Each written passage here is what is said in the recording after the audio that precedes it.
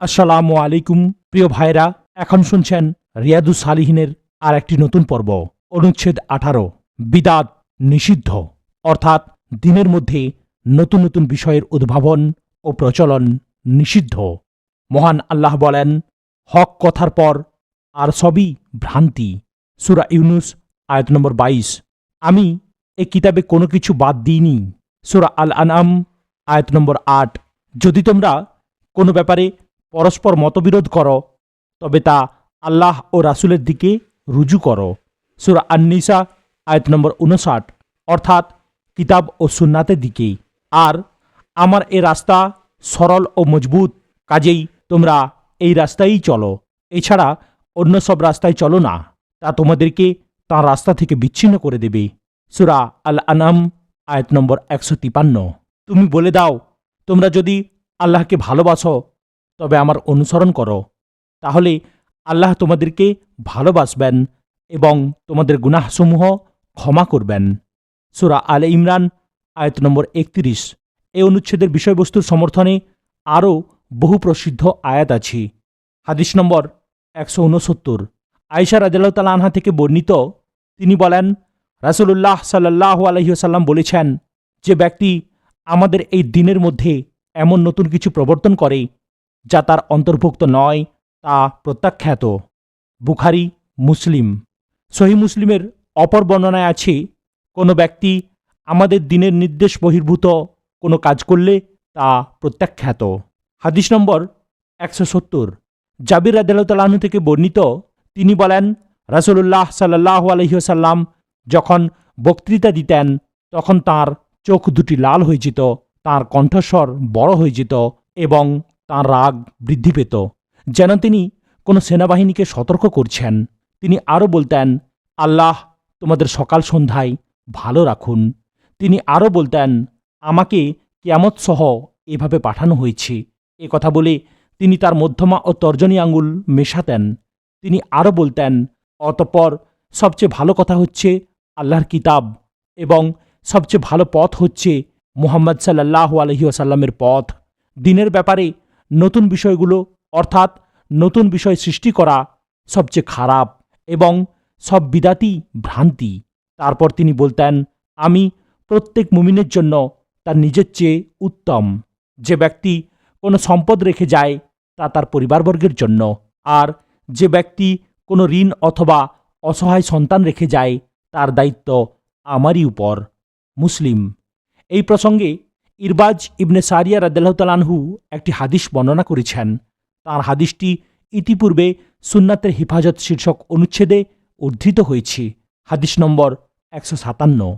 অনুচ্ছেদ 19। যে ব্যক্তি উত্তম পন্থা অথবা কুপন্থার প্রচলন করল।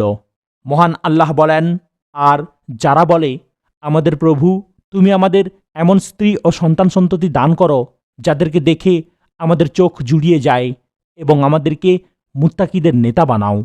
সূরা আল ফুরকান আয়াত নম্বর 74। আমি তাদেরকে, অর্থাৎ নবীগণকে নেতা হিসেবে নিযুক্ত করেছি। তারা আমার হুকুম অনুযায়ী সৎ পথে পরিচালিত করে।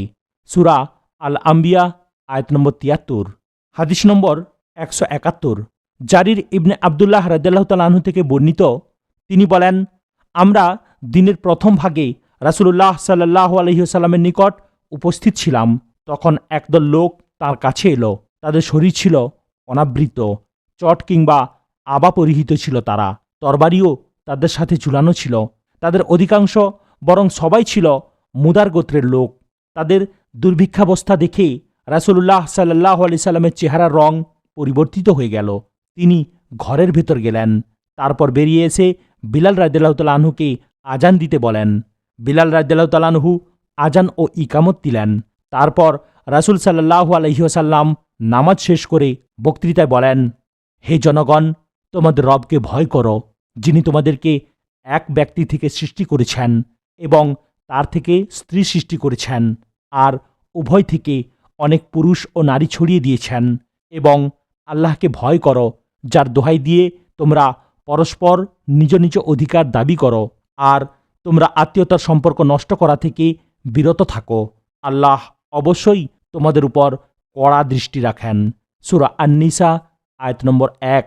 তিনি সূরা আল হাশরের শেষের দিকের নিম্নোক্ত আয়াতটিও পড়লেন, হে ঈমানদারগণ, তোমরা আল্লাহকে ভয় করো, আর প্রত্যেক ব্যক্তি যেন লক্ষ্য রাখে যে সে আগামী দিনের অর্থাৎ আখিরাতের জন্য কি ব্যবস্থা করে রেখেছে। তোমরা আল্লাহকেই ভয় করো, তোমরা যা করছ আল্লাহ তার খবর রাখেন। সূরা আল হাশর আয়াত নম্বর 18। তারপর তিনি বলেন, প্রত্যেক ব্যক্তির উচিত সে যেন তার দিনার অর্থাৎ স্বর্ণমুদ্রা, তার দিরহাম অর্থাৎ রৌপ্য মুদ্রা, তার কাপড়, তার গম এবং তার খেজুর থেকে দান করে। তিনি এমনকি কথাও বলেন যে এক টুকরা খেজুর হলেও তা দান করো। এরপর একজন আনসারি এক থলি খেজুর নিয়ে এলো। থলিটি বয়ে আনতে তার হাত অক্ষম হওয়ার উপক্রম, বরং অক্ষম হয়েই পড়েছিল। তারপর লোকেরা একের পর এক দান করতে লাগলো।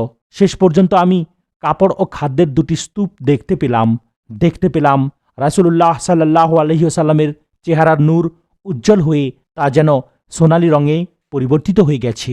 রাসূলুল্লাহ সাল্লাল্লাহু আলাইহি ওয়াসাল্লাম তখন বলেন, যে ব্যক্তি ইসলামে কোনো ভালো নিয়মের প্রচলন করবে সে তার প্রতিদান পাবে, এবং পরে যারা তদনুযায়ী আমল করবে তাদের সমপরিমাণ সওয়াবও সে পাবে, কিন্তু এতে তাদের বিনিময়ে কিছুমাত্র কম হবে না।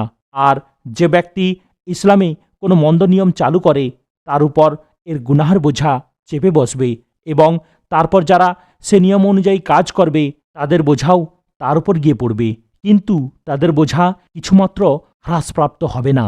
মুসলিম। হাদিস নম্বর 172। ইবনে মাসউদ রাদিয়াল্লাহু তাআলা আনহু থেকে বর্ণিত, নবী করিম সাল্লাল্লাহু আলাইহি ওয়াসাল্লাম বলেন, যে ব্যক্তি অন্যায়ভাবে নিহত হবে তার রক্তপাতের দায়ভাগ আদম আলাইহিস সালামের প্রথম হত্যাকারী সন্তানের অর্থাৎ কাবিলের উপরও পড়বে, কারণ সেই প্রথম ব্যক্তি যে হত্যার নিয়ম চালু করে। বুখারী, মুসলিম। অনুচ্ছেদ 20। কল্যাণকর কাজের পথ দেখানো এবং সৎ পথ অথবা ভ্রান্ত পথের দিকে ডাকার ফল। মহান আল্লাহ বলেন, তুমি তোমার রবের দিকে ডাকো। সূরা আল কাসাস আয়াত নম্বর 87। তুমি তোমার রবের পথের দিকে বিজ্ঞতা সহকারে ও সদুপদেশের মাধ্যমে ডাকো। সূরা আন-নাহল আয়াত নম্বর 125। তোমরা সৎ কাজ ও আল্লাহ ভীতির ব্যাপারে পরস্পর সহযোগিতা করো। সূরা আল মাইদা আয়াত নম্বর 2। তোমাদের মধ্যে এমন একটি দল অবশ্যই থাকবে যারা কল্যাণের দিকে ডাকবে। সূরা আলে ইমরান আয়াত নম্বর 104। হাদিস নম্বর 173। আবু মাসউদ উকবা ইবনে আমর আনসারি বদরি রাদিয়াল্লাহু তাআলা আনহু থেকে বর্ণিত, তিনি বলেন, রাসূলুল্লাহ সাল্লাল্লাহু আলাইহি সাল্লাম বলেছেন, যে ব্যক্তি কোনো ভালো পথ দেখায় সে ঠিক ততটা বিনিময় পায় যতটা বিনিময় ওই কাজ সম্পাদনকারী নিজে পায়। মুসলিম। হাদিস নম্বর 174। আবু হুরায়রা রাদিয়াল্লাহু তাআলা আনহু থেকে বর্ণিত, রাসূলুল্লাহ সাল্লাল্লাহু আলাইহি সাল্লাম বলেন, যে ব্যক্তি সঠিক পথের দিকে ডাকে তার জন্য এ পথের অনুসারীদের বিনিময়ের সমান বিনিময় রয়েছে, এতে তাদের বিনিময় কিছুমাত্র কম হবে না। আর যে ব্যক্তি ভ্রান্ত পথের দিকে ডাকে তার উক্ত পথের অনুসারীদের গুনাহর সমান গুনাহ হবে, এতে তাদের গুনাহ কিছুমাত্র কম হবে না। মুসলিম। হাদিস নম্বর 175। আবুল আব্বাস সাহল ইবনে সাদ আস-সাঈদী রাদিয়াল্লাহু তাআলা আনহু থেকে বর্ণিত, রাসূলুল্লাহ সাল্লাল্লাহু আলাইহি ওয়াসাল্লাম খাইবার যুদ্ধের দিন বলেন, আমি নিশ্চয়ই আগামীকাল এই পতাকা এমন এক ব্যক্তিকে দেব যার হাতে আল্লাহ বিজয় দেবেন। সে ব্যক্তি আল্লাহ ও তাঁর রাসূলকে ভালোবাসে এবং আল্লাহ ও তাঁর রাসূলও তাকে ভালোবাসেন। লোকেরা রাতভর চিন্তাভাবনা ও আলাপ আলোচনা করতে লাগলো যে কাকে এই পতাকা দেয়া হবে। সকালবেলা তারা সবাই রাসূলুল্লাহ সাল্লাল্লাহু আলাইহি ওয়াসাল্লামের নিকট সেই পতাকা পাওয়ার আশায় এলো। তিনি বলেন, আলী ইবনে আবি তালিব কোথায়? বলা হলো, হে আল্লাহর রাসূল, তিনি চোখের রোগে ভুগছেন। রাসূলুল্লাহ সাল্লাল্লাহু আলাইহি সাল্লাম বলেন, তার কাছে লোক পাঠাও। তারপর তাকে আনা হলে রাসূলুল্লাহ সাল্লাল্লাহু আলাইহি ওয়াসাল্লাম তার দু চোখে থুতু দিলেন এবং তার জন্য দোয়া করলেন। তিনি এতে এমন আরোগ্য লাভ করলেন যে কোনো রোগী তার ছিল না। আলী রাদিয়াল্লাহু তাআলা আনহু বলেন, ইয়া রাসূলুল্লাহ, দুশমনরা আমাদের মতো অর্থাৎ মুসলিম না হওয়া পর্যন্ত কি আমি তাদের সাথে লড়াই করব? রাসূলুল্লাহ সাল্লাল্লাহু আলাইহি ওয়াসাল্লাম বলেন, তুমি তাদের এলাকায় না পৌঁছা পর্যন্ত অগ্রসর হতে থাকবে। তারপর তাদেরকে ইসলামের দিকে দাওয়াত দেবে এবং আল্লাহর হক আদায় করার ব্যাপারে তাদের করণীয় কাজ জানিয়ে দেবে। আল্লাহর শপথ, তোমার মাধ্যমে আল্লাহ কোনো একজন লোককে হিদায়াত দিলে সেটা তোমার জন্য মূল্যবান লাল উটের চেয়েও কল্যাণকর। বুখারী, মুসলিম। হাদিস নম্বর 176। আনাস রাদিয়াল্লাহু তাআলা আনহু থেকে বর্ণিত, আসলাম গোত্রের জনৈক যুবক বলল, ইয়া রাসূলুল্লাহ, আমি জিহাদ করতে চাই, কিন্তু প্রস্তুতি নেবার মতো আমার কোনো সম্পদ নেই। তিনি বলেন, তুমি অমুক লোকের নিকট যাও, সে যুদ্ধের প্রস্তুতি নিয়ে অসুস্থ হয়ে পড়েছে। যুবকটি তার কাছে গিয়ে বলল, রাসূলুল্লাহ সাল্লাল্লাহু আলাইহি ওয়াসাল্লাম তোমাকে সালাম দিয়েছেন এবং বলেছেন যে তুমি যা কিছু সরঞ্জাম প্রস্তুত করেছ তা আমাকে দিয়ে দাও। সে ব্যক্তি বলল, হে অমুক মহিলা, একে আমার সব কিছু সরঞ্জাম দিয়ে দাও এবং কিছুই রেখে দিও না। আল্লাহর শপথ, তোমরা তার কিছুই রেখে না দিলে এতে আল্লাহ আমাদের জন্য বরকত দেবেন। মুসলিম। অনুচ্ছেদ 21। পুণ্য ও আল্লাহ ভীতিমূলক কাজে পারস্পরিক সহযোগিতা।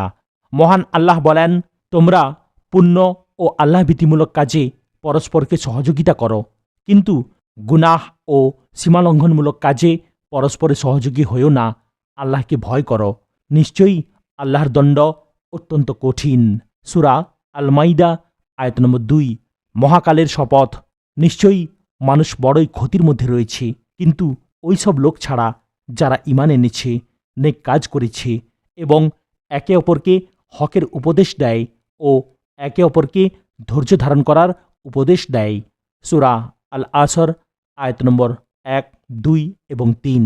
ইমাম শাফিঈ রহমতুল্লাহ আলাইহি বলেন, মানুষ অথবা অধিকাংশ মানুষ সূরাটি সম্পর্কে গভীরভাবে চিন্তা করে না। এ ব্যাপারে তারা আত্মভোলা হয়ে রয়েছে। হাদিস নম্বর 177।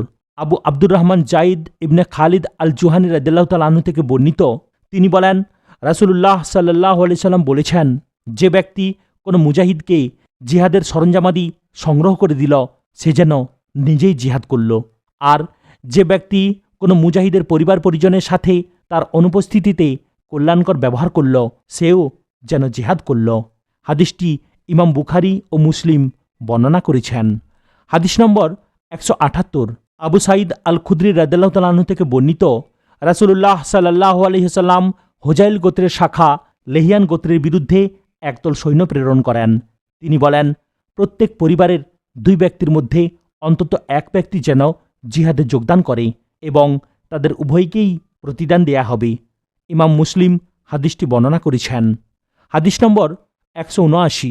ইবনুল আব্বাস রাদিয়াল্লাহু তাআলা আনহু থেকে বর্ণিত, রাসূলুল্লাহ সাল্লাল্লাহু আলাইহি সাল্লাম রাওহা নামক স্থানে একদল অশ্বারোহীর সাক্ষাৎ পেলেন।